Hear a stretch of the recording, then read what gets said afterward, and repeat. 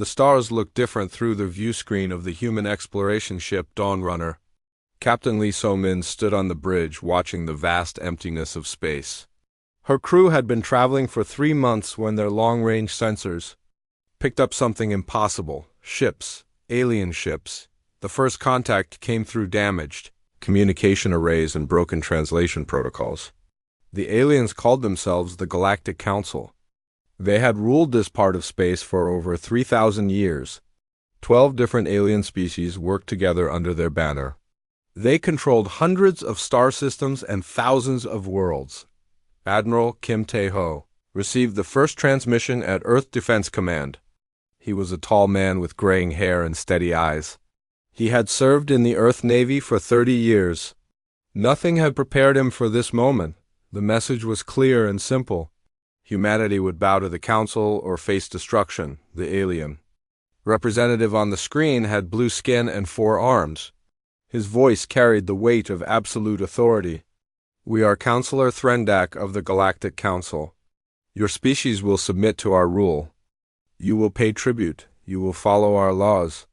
This is not a request. Kim Tae-ho looked at the alien's image for a long moment. Around him in the command center, his officers waited in silence. Commander Park Jin-woo stood at the tactical station. Lieutenant Choi Nari monitored communications. Dr. Han Mi-young analyzed the alien transmission data. We appreciate your offer, Kim Tae-ho said finally. But humanity must respectfully decline. The alien's 4 eyes widened in surprise. You refuse our generous terms. This is unwise. We have conquered 1,000 worlds. We have technology beyond your understanding. Our ships can destroy planets. Kim Tae-ho's expression did not change. We understand your position. Our answer remains the same. The transmission ended with what sounded like alien laughter. Dr. Han Mi-young stepped forward with her datapad. She was young for such an important position but brilliant in her field. Admiral, I have analyzed their communication systems. They use quantum entanglement networks that span entire sectors. Their technology is definitely more advanced than ours. How much more advanced? Kim Tae-ho asked. Their energy signatures suggest power sources we cannot match. Their ships appear to use some form of gravity manipulation for movement. They have weapons that operate on principles we barely understand. Commander Park Jin-woo spoke up from his station. Sir, long-range sensors are detecting a fleet approaching our outer colonies. 12 ships moving faster than anything we have ever seen. Lieutenant Choi Nari turned from her communications console. Admiral, I am intercepting alien transmissions. They are not bothering to encrypt their messages. They seem to think we cannot understand their technology. What are they saying? Kim Tae-ho asked. They are calling us primitive. They expect us to surrender as soon as they arrive. Their fleet commander is someone called High Admiral Vexstar. According to their communications, he has never lost a battle. Kim Tae-ho walked to the main display screen. It showed the positions of human colonies and the approaching alien fleet. Earth's Navy had only been in space for 50 years. They had built good ships, but nothing like what was coming toward them. Dr. Han, what do we know about their weapons and defenses? The scientists pulled up holographic displays. They use energy shields that can deflect most forms of attack. Their weapons appear to be plasma-based with incredible destructive power. They also have some kind of gravitational manipulation technology. Engineer Yoon Dae-sung entered the command center carrying technical reports. He was an older man with calloused hands and oil stains on his uniform. Admiral, I have been reviewing our ship designs against what we know about these aliens. What is your assessment? Kim Tae-ho asked. Our ships are built differently than theirs. We use kinetic weapons, nuclear missiles, and thick armor plating. They seem to prefer energy weapons and exotic defensive systems. Their ships look elegant, but ours are built for punishment. Captain Lee So-min's voice came through the communication system from her ship in orbit. Admiral, I have been reviewing tactical data with my crew. These aliens have been fighting the same way for thousands of years. They expect their enemies to use energy weapons and try to match their technology. What are you suggesting, Captain? We do not fight the way they expect. We use our advantages. Speed, maneuverability, and weapons they are not prepared for. Kim Tae-ho considered this. The human fleet was small compared to what was coming. Only 20 ships stood between the aliens and Earth's colonies. But those ships represented 50 years of human engineering and determination. All stations, prepare for fleet deployment. Contact all ship commanders for emergency briefing in 1 hour. The command center became busy with activity. Officers worked at their stations preparing for humanity's first real test in space. Outside the viewscreen, Earth turned slowly in space. Billions of humans went about their daily lives unaware that everything was about to change. High Admiral Vexstar stood on the bridge of his flagship. The alien was tall with silver skin and eyes that glowed with inner light. He had commanded council fleets for 200 years. No enemy had ever lasted more than a few hours against his forces. Report on the human fleet, he ordered his tactical officer. 12 primitive vessels orbiting their primary world. Energy signatures suggest chemical rockets and kinetic weapons. No evidence of shield technology or advanced propulsion. Vexstar made a sound that might have been laughter. They challenged the council with such primitive tools. This will be over quickly. Open a channel to all ships. This is High Admiral Vexstar to all vessels. We face a species that refuses to acknowledge council authority. They have rejected our generous offer of peaceful submission. We will demonstrate the cost of defying our will. Prepare weapons, but do not destroy their world. They will learn their place. The alien fleet moved through space like predators approaching helpless prey. Their ships were beautiful things made of crystal and metal. Energy flowed through their hulls like liquid light. They had fought this way for millennia, and always one. Admiral Kim Tae-ho gathered his ship commanders in the briefing room. The holographic display showed both fleets approaching each other. The human ships looked small and crude compared to the elegant alien vessels. Ladies and gentlemen, we face an enemy that has never been defeated. They have technology we do not. Understand and power we cannot match. But they have never fought humans before. Captain Lee So-min leaned forward. What are your orders, Admiral? We fight smart. We use everything we have learned about warfare in space. We show them that advanced technology cannot replace human determination. The meeting ended with quiet determination. Each captain returned to their ship knowing they might not survive the coming battle. But they also knew they represented something the galaxy had never seen before. Humanity's refusal to kneel. In space, the two fleets moved toward their destiny. The aliens confident in their superiority. The humans ready to prove that sometimes the underdog wins. The alien fleet dropped out of hyperspace like falling stars. 12 crystalline ships appeared in the outer system, their hulls glowing with contained energy. Each vessel was 3 times larger than the biggest human warship. They moved through space with grace that spoke of technology beyond human understanding. High Admiral Vexstar stood on his flagship's bridge watching the primitive human fleet approach. The alien commander's silver skin reflected the light from his ship's displays. His forearms moved across control surfaces with practiced ease. Open communications to the human vessels, Vexstar ordered. Let us end this quickly. The transmission reached Admiral Kim Tae-ho aboard his command ship. The human admiral's face appeared calm, but his officers could see the tension in his shoulders. Around him, the bridge crew worked at their stations with quiet efficiency. Human Admiral, Vexstar's voice filled the bridge. You see our fleet before you. We possess weapons that can crack planets and shields that have never been broken. This is your final chance to surrender with honor. Kim Tae-ho looked directly into the camera. High Admiral Vexstar, we appreciate your offer. Humanity's answer remains the same. We respectfully decline. Silence filled both ships for a moment. Then Vexstar's laughter echoed across the communication channel. So be it. You have chosen destruction over wisdom. We will make this lesson quick for your sake. The transmission ended. Vexstar turned to his weapons officer. Charge plasma arrays, target their largest vessel. One demonstration shot should convince them to reconsider. Captain Lee So-min commanded the human warship Indomitable Spirit. Her ship was positioned at the front of the human formation. Through her view screen, she could see the alien vessels beginning to glow brighter as they charged their weapons. "All stations report ready," she announced to her crew. "Engineer Yoon, our modifications complete." Engineer Yoon Dae-sung's voice came through the communication system from the engine room. "All systems upgraded and ready, Captain. Our armor has been reinforced and our weapons have been calibrated for maximum impact."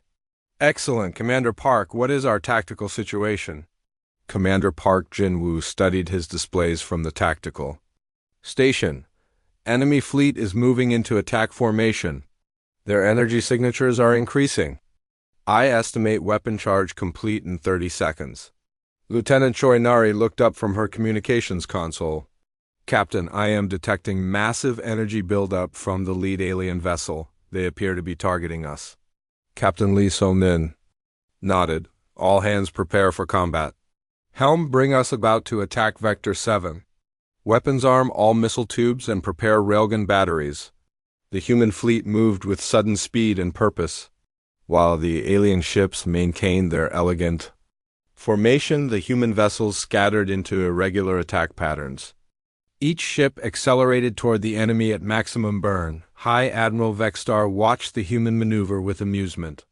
"Look how they scatter like frightened animals. Fire plasma array. Show them the power of the Council." A lance of superheated plasma erupted from the alien flagship. The beam was bright enough to be seen from across the system. It struck exactly where the Indomitable Spirit had been moments before. Empty space erupted in brilliant fire. "Target destroyed," reported the alien weapons officer. "Negative," came the immediate correction from sensors. Human vessel evaded. At the last moment. All enemy ships are intact and closing rapidly. Vexstar's confidence faltered for the first time in 2 centuries. Impossible! How could they move so quickly? Captain Lee So-min's ship had indeed evaded the plasma beam through aggressive maneuvering. Her crew was pressed into their seats by the extreme acceleration, but their ship survived. "Return fire," she ordered, "all weapons." The Indomitable Spirit unleashed everything it carried. Nuclear-tipped missiles streaked toward the alien fleet, followed by railgun projectiles moving at tremendous speed. The other human ships added their own firepower to the barrage. The alien shields flared to life as the human weapons struck. Brilliant energy barriers deflected the first wave of missiles, causing them to detonate harmlessly in space. But the railgun rounds were different. The solid metal projectiles punched through the energy shields like they were not there. "Shield failure on Deck 7, reported an alien officer on Vexstar's ship. "Hull breach detected." High Admiral Vexstar stared at his displays in shock. "How did their primitive weapons penetrate our barriers?" His science officer provided the answer. "Their projectiles are purely kinetic, sir. Our shields are designed to deflect energy weapons. Solid matter traveling at sufficient velocity can pass through." The battle became chaos. Human ships darted between the larger alien vessels like angry insects. They fired their weapons at point-blank range, then accelerated away before the aliens could target them effectively. Commander Park Jin-woo coordinated the attack from his position. "Focus fire on their weapon arrays. Hit them before they can return effective fire."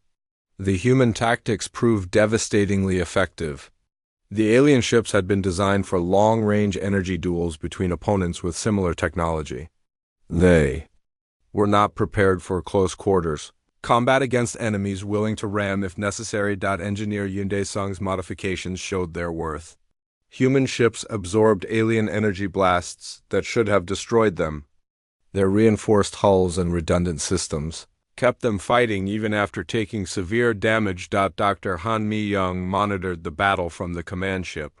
Her analysis proved crucial to the human victory. "Admiral, the alien shield generators have a recharge cycle.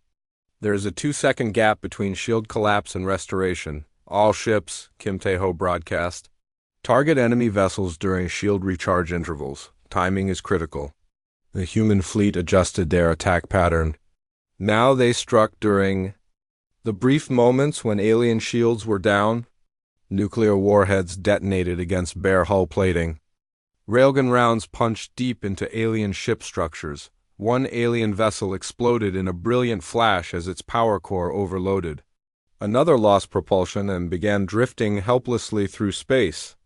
A third ship's weapons went dark as human.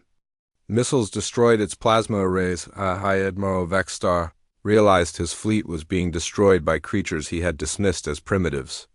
All ships retreat to safe distance, regroup and reassess. The alien fleet pulled back, leaving 3 of their number as burning wrecks. The survivors bore scars from human weapons that should not have been able to touch them. Captain Lee So-min surveyed the battlefield from her damaged bridge. Damage report. Hull breaches on 3 decks, reported her damage control officer. Engines at 80% efficiency. Weapon systems functional but ammunition depleted by 60%. Across the human fleet similar reports came in. They had taken damage but remained effective fighting units. Most importantly, they had survived their first encounter with the supposedly invincible. Galactic Council Admiral Kim Tae-ho addressed his fleet commanders. Well done, everyone. We have proven that advanced technology has limitations. The aliens underestimated human determination and adaptability. High Admiral Vexstar stared at the tactical display showing his reduced fleet. For the first time in his long career, he had been defeated by an enemy he considered inferior. The impossible had happened. Send a message to the Galactic Council, he ordered his communications officer. Inform them that the human species possesses unexpected capabilities. Request immediate reinforcements. The first battle was over, but both sides knew it was only the beginning. The Galactic Council's reputation for invincibility had been shattered. Humanity had announced itself to the galaxy in the only language that mattered. The language of victory. The emergency session of the Galactic Council convened on the grand capital world of Nexus Prime. Counselor Threndak stood before the assembled representatives of 12 species. His blue skin had turned pale with worry. Around him the other council members shifted nervously in their seats. High Admiral Vexstar's fleet has been defeated, Threndak announced. 3 ships destroyed, 2 more severely damaged. The human fleet remains intact. Angry voices erupted from the assembly. For 3,000 years, no enemy had successfully challenged council authority. The idea that primitive humans could defeat their technology seemed impossible to accept. Counselor Morkith of the Hegemony species slammed his tentacles against his desk. This is unacceptable.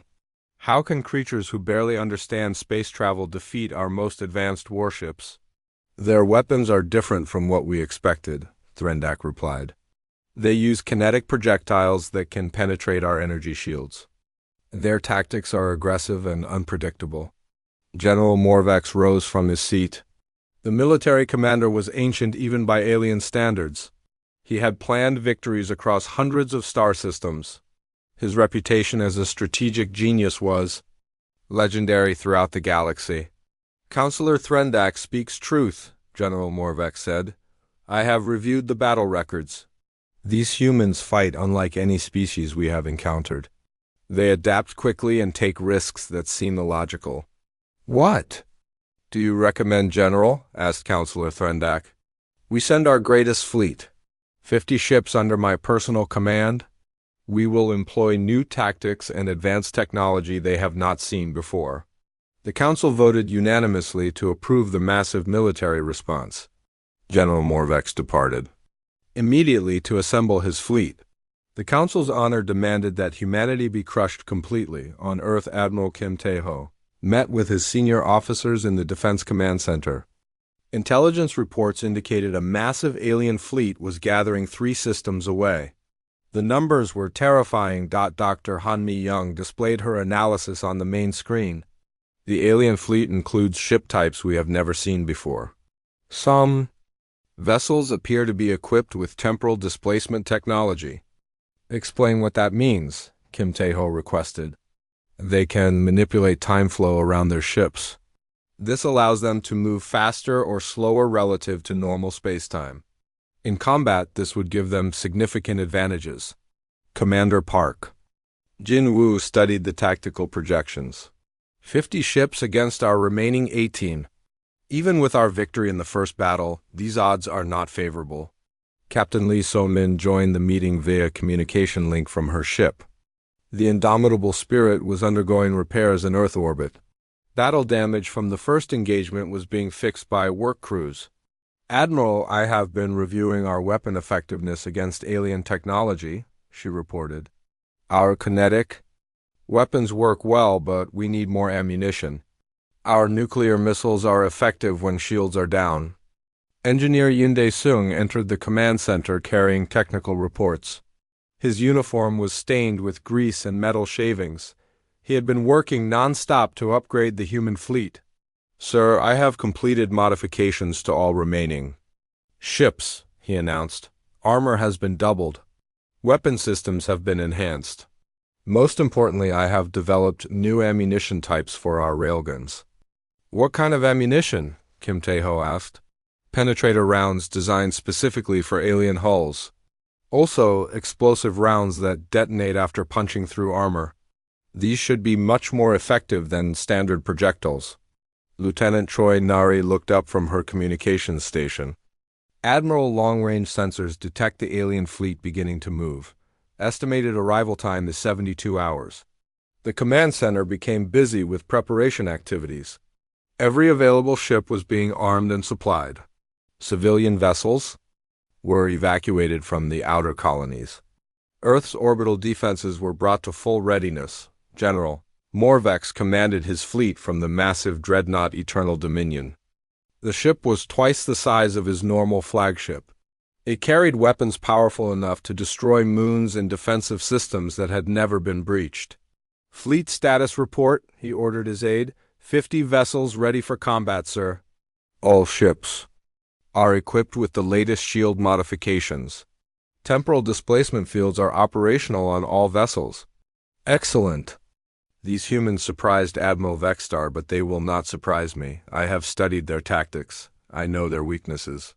The alien fleet entered human space like an unstoppable tide. Their ships moved in perfect formation using advanced battle algorithms developed over centuries of warfare. General Morvex had fought against every major species in the galaxy. He had never lost a campaign. Admiral Kim Tae-ho watched the approaching enemy fleet on his tactical display. The aliens outnumbered the humans almost 3-1. Their ships were larger and more advanced. By every measure of military power, humanity should lose this battle. All ships report ready for combat, announced Commander Park Jin-woo. Communications with all vessels are clear. Added Lieutenant Choi Na-RI. Captain Lee So-min's voice came through the speakers. Indomitable Spirit ready for action, Admiral. All repairs complete and new weapon systems tested. Kim Tae-ho took a deep breath. Fleet commanders, this is Admiral Kim Tae-ho. We face overwhelming odds today. The enemy expects us to fight like other species they have conquered. Instead, we will fight like humans. We will be unpredictable, aggressive, and determined. We will show them that technology cannot defeat courage. The second battle began as both fleets moved toward each other. General Morvex deployed his ships in a complex three-dimensional formation. Temporal displacement fields created distortions in space around the alien vessels. They could speed up or slow down time around their ships, making them difficult targets. The human fleet scattered into irregular attack groups. Captain Lee So-min led the first wave directly toward the alien center. Her ship accelerated to maximum speed, followed by 5 other vessels. They fired everything they had at the approaching. Enemy-alien shields flared as human weapons struck, but this time the barriers held.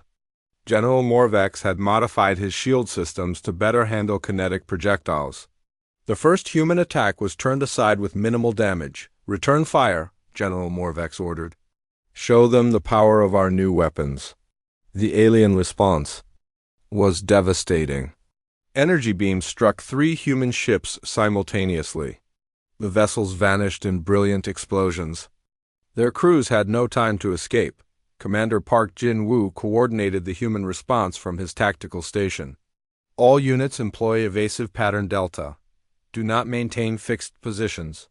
Keep moving and vary attack vectors.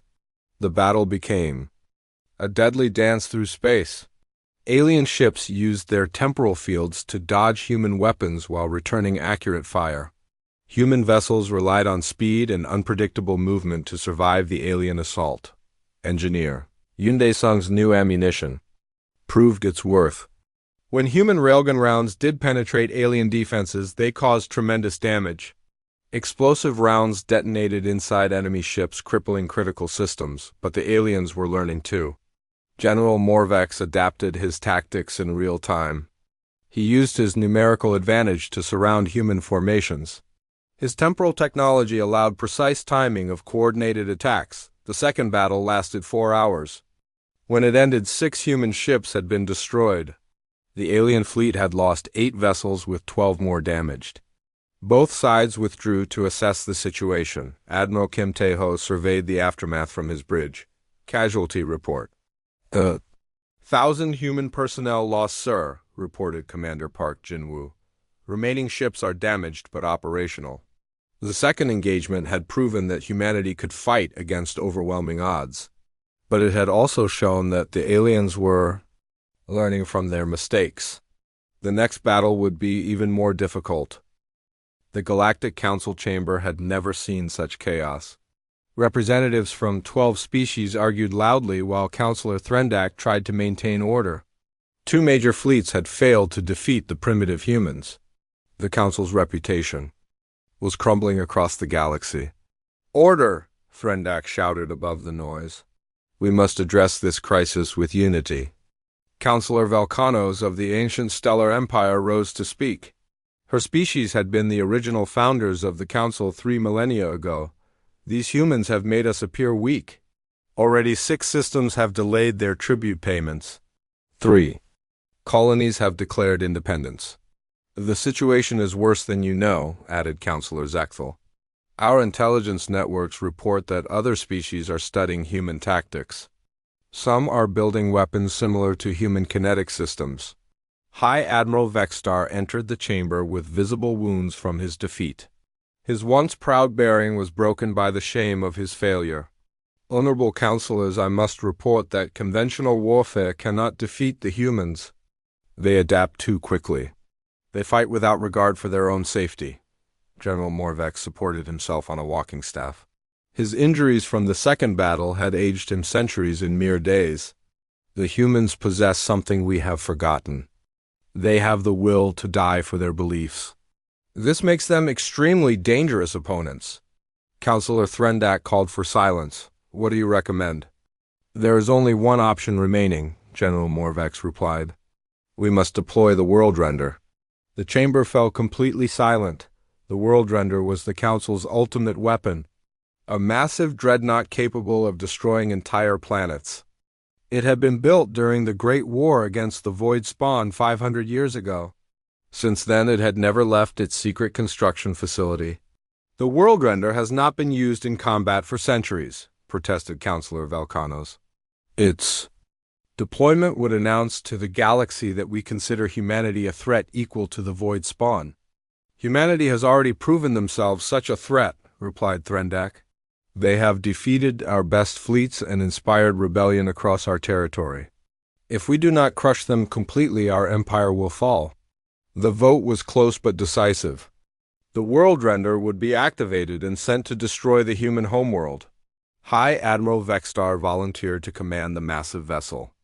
His defeat demanded that he restore his honor through victory. On Earth, the long-range sensor networks detected something unprecedented approaching from deep space. Dr. Han, Mi Young worked around the clock analyzing the energy signatures. What she discovered terrified her. Admiral, the approaching vessel is enormous, she reported to Kim Tae-ho. Its mass equals that of a small moon. Energy output readings suggest power generation equivalent to a stellar core. Admiral Kim Tae-ho studied the tactical projections. With growing concern, how long until it reaches Earth? 6 days at current speed, replied Commander Park Jin-woo. So this vessel is beyond anything we have encountered. Our conventional weapons will be useless against something that large. Captain Lee So-min attended the emergency briefing via secure communication. Her ship was leading a reconnaissance mission to gather intelligence on the approaching dreadnought. Admiral, I have visual confirmation of the target. This ship is the size of Manhattan Island. It bristles with weapon systems that could crack continental plates. Lieutenant Choi Nari monitored alien communications with increasing worry. Sir, I am detecting massive increases in alien military traffic. Multiple fleets are moving to support positions around their superweapon. Engineer Yoon Dae-sung entered the command center with desperate urgency. Admiral, we cannot fight this thing with normal tactics.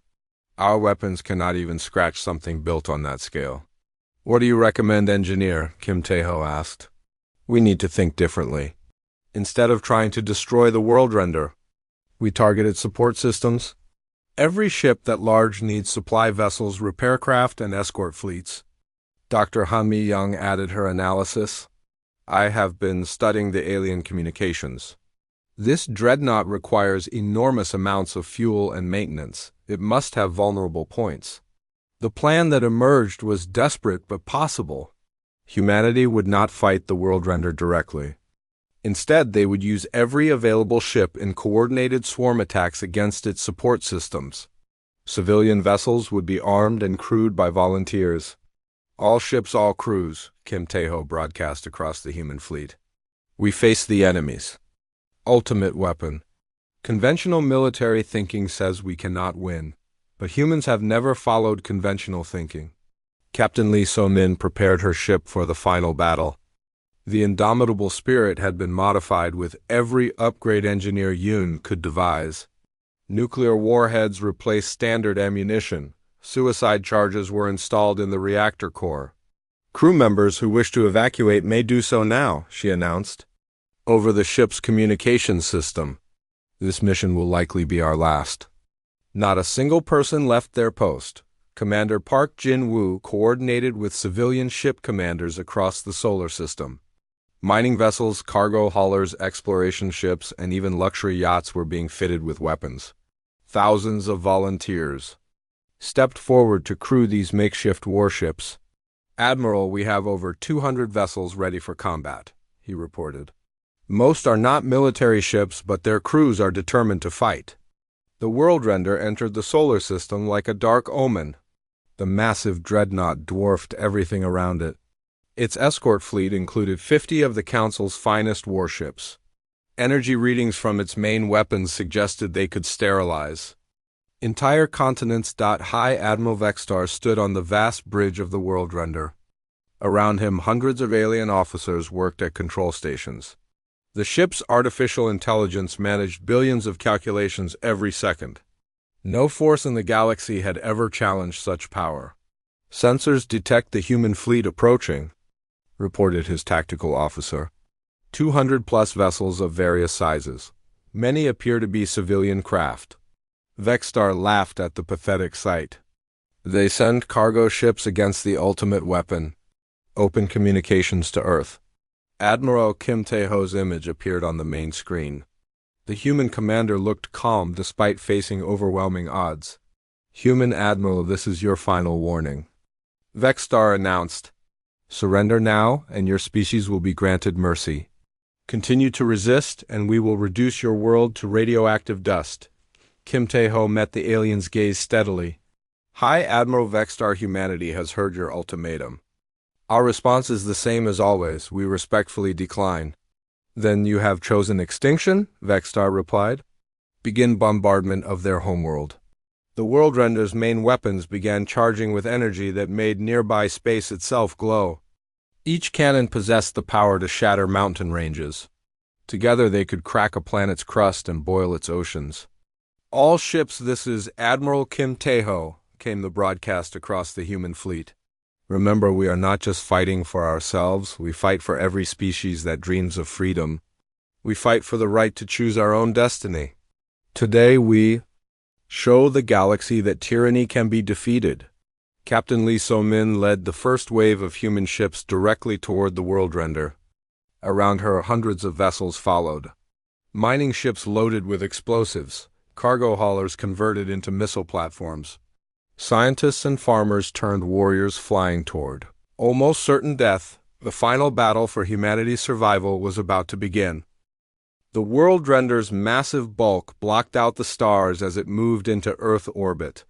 High Admiral Vexstar watched the approaching human fleet with contempt. 200 small vessels against the ultimate weapon seemed like suicide rather than strategy. Target the largest concentration of enemy ships, Vexstar ordered. One demonstration shot will scatter the rest. The dreadnought's main cannon began charging with power that made space itself ripple. Energy readings climbed beyond anything previously recorded. When fully charged, this weapon could shatter continents. Captain Lee So-min led her squadron directly toward the massive alien ship. The indomitable spirit looked like an insect compared to the Worldrender, but she maintained course without hesitation. All ships spread out and maintain random evasive patterns, she commanded. Do not give them easy targets. The human fleet scattered into thousands of different vectors. Ships moved in zigzag patterns that made targeting difficult. Mining vessels, cargo haulers, and converted civilian craft all followed the same desperate plan. Admiral Kim Tae-ho coordinated the battle from his command ship. First wave, begin your attack runs. All other vessels wait for my signal. The Worldrender fired its main weapon at the largest group of human ships. A beam of pure destruction lanced across space, vaporizing everything it touched. 50 human vessels vanished in an instant along with their crews, but the remaining ships continued their attack. Engineer Yoon Dae-sung had spent weeks analyzing the Worldrender's design through captured alien databases. His modifications to the human fleet were based on one crucial discovery. The ship's weapons are too large to target small, fast-moving objects effectively, he had explained to the fleet. Commanders, it's like trying to swat flies with a sledgehammer. The human vessels proved his theory correct. The massive alien dreadnought could destroy large formations, but individual ships were too small and quick for its targeting systems. Commander Park Jin-woo managed the complex battle coordination from his tactical station. Second wave, begin. Attack runs. Target the weapon arrays along the ship's dorsal section. Dozens of human ships dove toward the Worldrender from multiple angles. They fired everything they carried at point-blank range, then accelerated away before the escort fleet could respond. High Admiral Vexstar watched in growing frustration as the tiny human vessels swarmed around his massive ship. Deploy fighter squadrons. These insects must be crushed. Alien fighters launched from the escort ships, but they faced unexpected opposition. Dr. Han Mi-young had developed countermeasures based on captured alien technology. All ships activate electronic warfare packages, she broadcast from the command. Vessel.human ships began jamming alien targeting systems with modified communication arrays. The alien fighters found themselves flying blind, unable to lock onto human vessels that should have been easy targets. Lieutenant Choi Nari monitored the battle communications while coordinating electronic warfare. Multiple alien systems showing interference patterns. Their coordination is breaking down. The battle became chaos as hundreds of small human ships attacked the massive Worldrender from every direction. The dreadnought's escorts tried to protect their flagship but were overwhelmed by the sheer number of targets. Engineer Yoon Dae-sung's most important discovery came from analyzing alien temporal displacement technology. The systems that allowed alien ships to manipulate time created microscopic tears in the fabric of space. If we overload our reactor cores at precisely the right moment, we can exploit those temporal rifts, he had explained. Our ships can slip past their shields entirely. Captain Lee So-min received the signal for the final phase of attack. All remaining ships prepare for suicide runs. Target the main reactor complexes. The indomitable spirit accelerated toward the Worldrender's core sections. Around her, dozens of other vessels followed the same desperate course. Each ship carried nuclear warheads and volunteer crews willing to die for humanity's freedom. High Admiral Vexstar realized too late what the humans intended. All weapons target the attacking vessels. Stop them before they reach critical systems. But the Worldrender's weapons were designed for long-range bombardment, not point defense.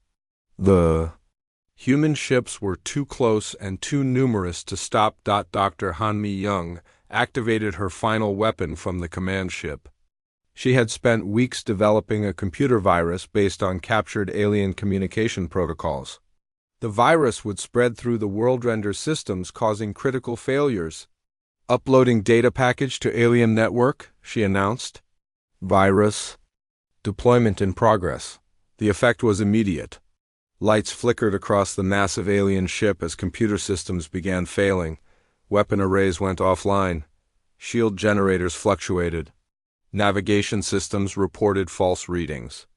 "System failures throughout the ship," reported an alien officer on Vextar S bridge. "Something is corrupting our computer networks."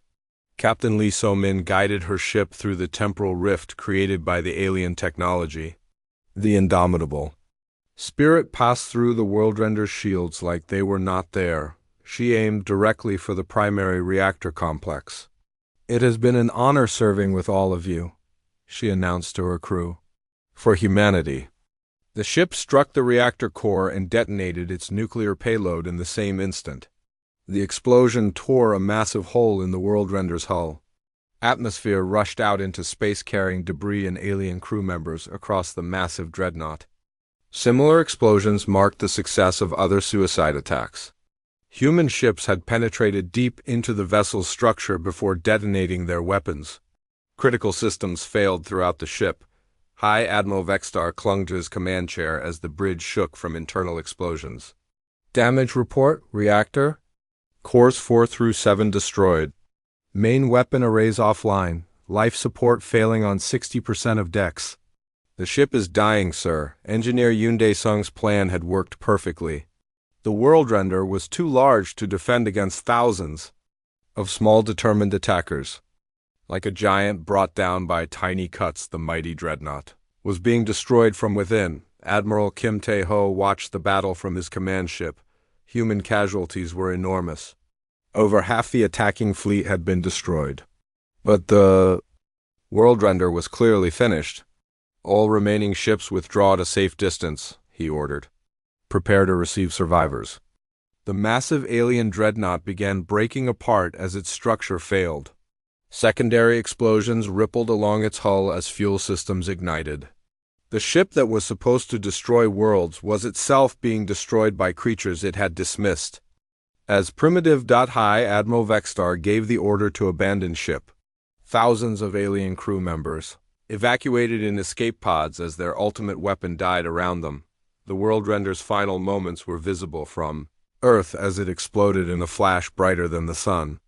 The shock wave destroyed several of the escort ships and sent others tumbling through space. Commander Park Jin-woo compiled the final battle statistics. Human losses total 137 vessels and approximately 15,000 personnel.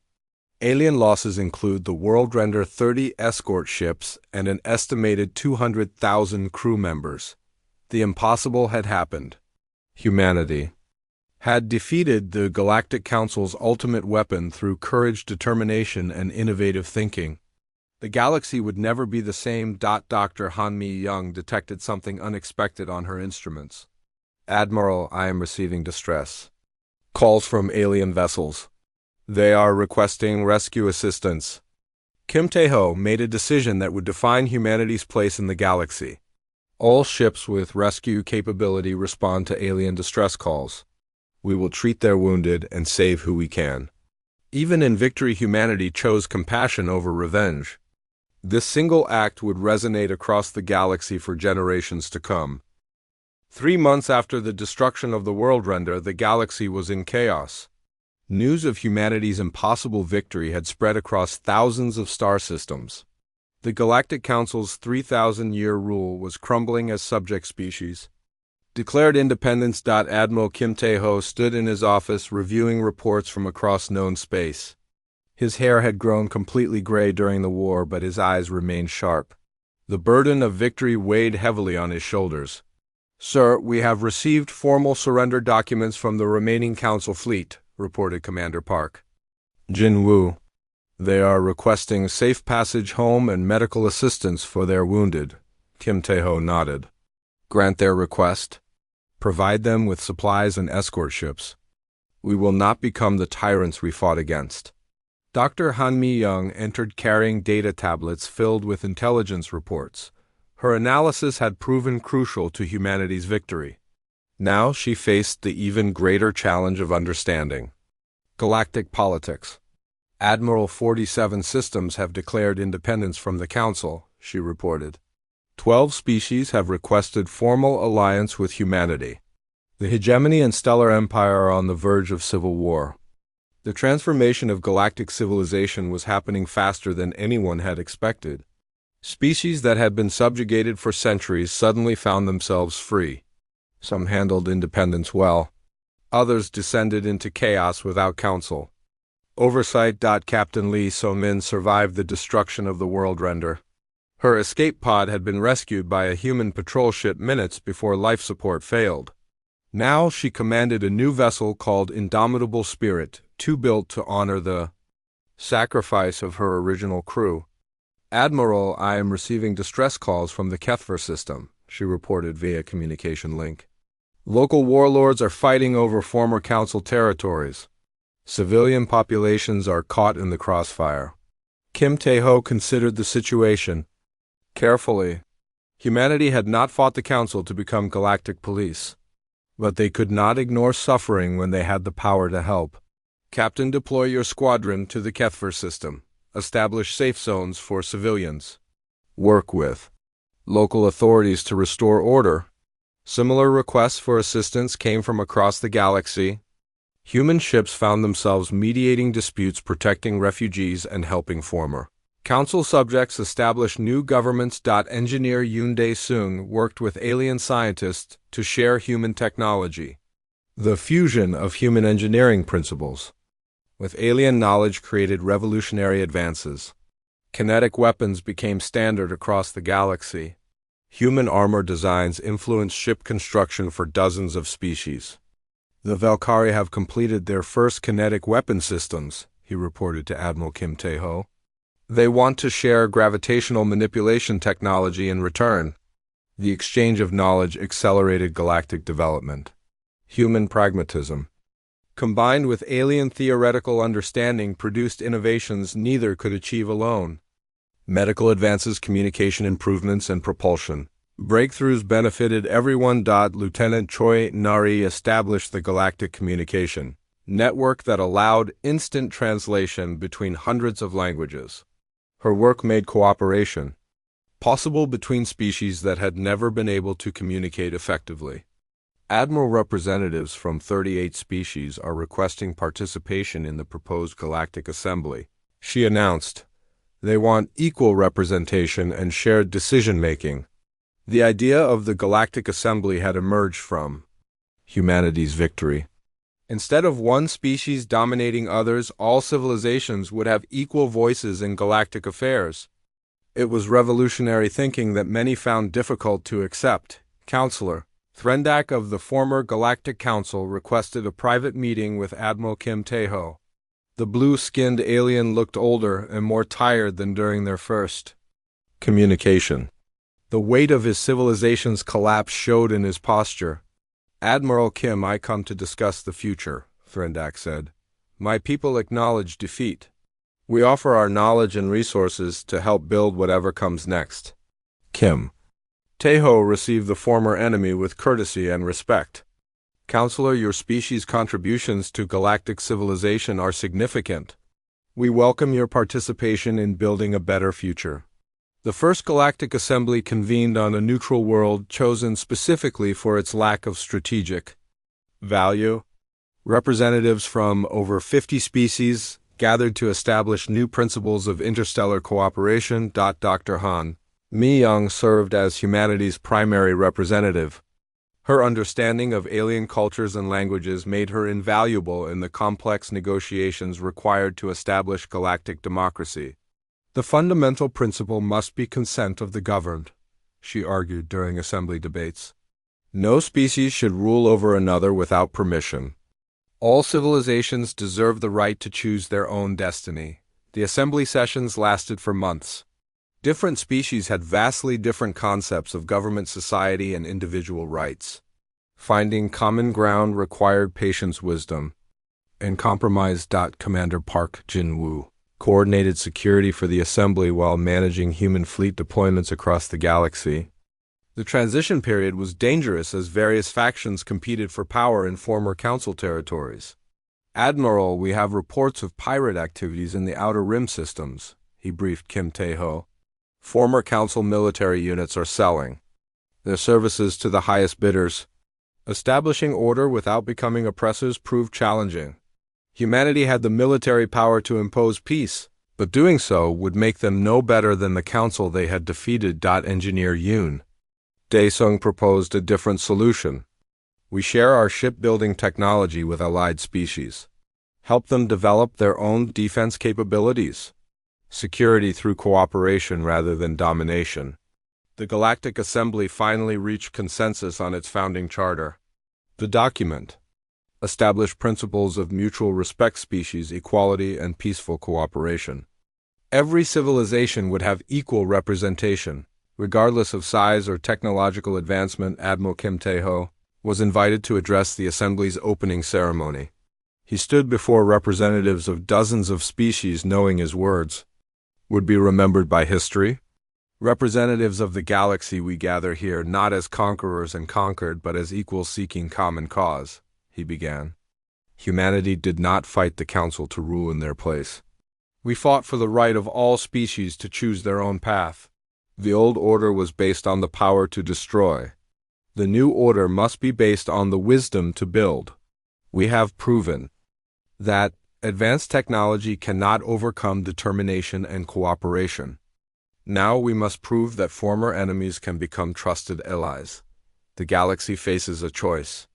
We can repeat the mistakes of the past, allowing might to make right, or we can create something unprecedented, a civilization where diversity strengthens rather than divides us." His speech was broadcast across the galaxy, reaching billions of beings on thousands of worlds. The message resonated with species that had dreamed of freedom but never believed it possible. Captain Lee So-min commanded patrols that protected trade routes and aided colony ships. The expansion of galactic civilization accelerated as species previously restricted by council regulations explored new worlds. "Admiral, the first joint exploration mission has been approved," she reported. "Human Valkyrie and Hegemony ships will survey the unknown regions together." The success of cooperative ventures encouraged further collaboration. Species that had been enemies for centuries found they could work together when treated as equals.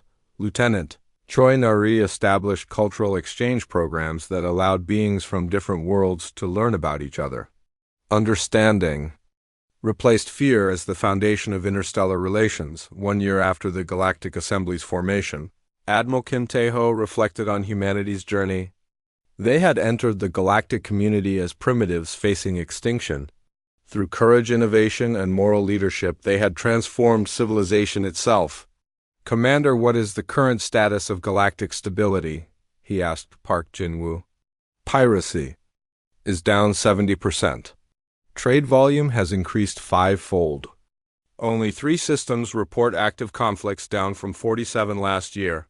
Dr. Han Mi-young provided the final assessment. "Admiral, the transition is succeeding beyond our most optimistic projections.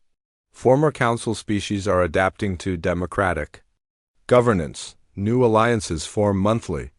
The galaxy is more stable now than it has been in centuries." The greatest lesson of humanity's victory was not military but philosophical. They had proven that true strength came not from the ability to destroy, but from the wisdom to build bridges between different peoples. As Admiral Kim Tae-ho looked out at the stars, he knew humanity had found its place in the galaxy, not as conquerors, but as leaders who showed others that a better future was possible. The age of tyranny was over. The age of cooperation had begun.